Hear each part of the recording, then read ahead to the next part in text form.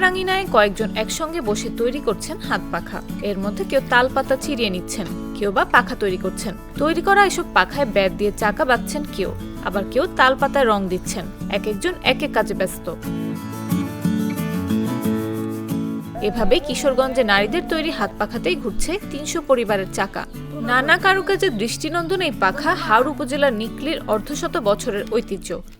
শুরু হচ্ছে যে আমরা সংগ্রামের পরের থেকে 50 বছর ধরে করতেছি।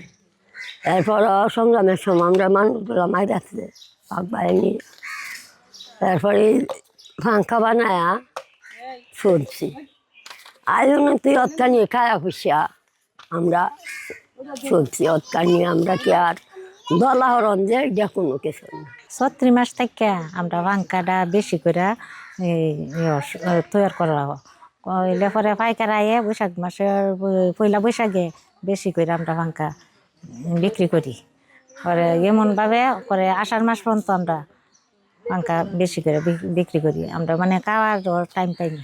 এটা আমরা তালের পাতাগুলা বাহির থেকে কিনে আনি, জালিবেত কিনে আনি, প্লাস্টিক কিনে আনি, এগুলো আনি আমরা নিজেরাও করি। আর অন্য আরো মহিলারা আছে ওদেরকে দিয়ে আমরা কাজ করি। এর মধ্যে সূত্রধর পাড়া, টেকপাড়া ও মালপাড়া তো তালপাখা গ্রাম হিসেবে পরিচিত। বর্তমানে গ্রামগঞ্জ ও শহরের সব শ্রেণী পেশার মানুষের কাছে এই হাত পাখার কদর বাড়ছে। এমনকি বিভিন্ন সামাজিক অনুষ্ঠানের উপহার হিসেবে তালিকায়ও ঠাঁই পাচ্ছে হাত পাখা। যে সময় পাই এই সময় বসে এটা করলে তো মনে করেন আমার এক ছেলে ইন্টার ফার্স্ট ইয়ারে ফাইনাল পরীক্ষা দিব, যখন যেটা চাই এটা দিতে পারি। এক মেয়ে বাচ্চা প্রাইভেট পড়ে এটা লাগে, তখন আমরা এটা বিক্রি করে যেটা মন চিঠি করতে পারি। 150-200 ফ্যামিলি পাখা বানাইতেছে।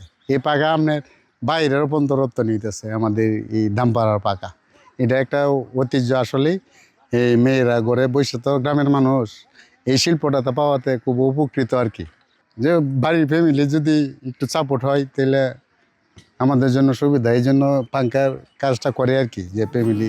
কারুকাজ ও নির্মাণ শৈলী ভেদে এক একটি পাখা 100 থেকে 120 টাকা করে পাইকারি বিক্রি হয়। তালপাতা, প্লাস্টিক, সুতা, বাঁশ ও ব্যাটজাত কাঁচামালে তৈরি হয় পাখাগুলো। প্রতিটি পাখা তৈরিতে 60 থেকে 80 টাকা খরচ হয়।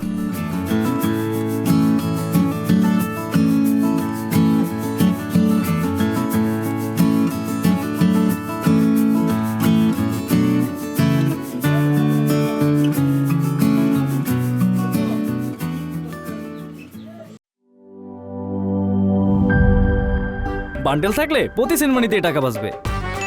বিকাশ সেনমানি বান্ডেল কিনে জিতুন প্রতি লেনদেনে।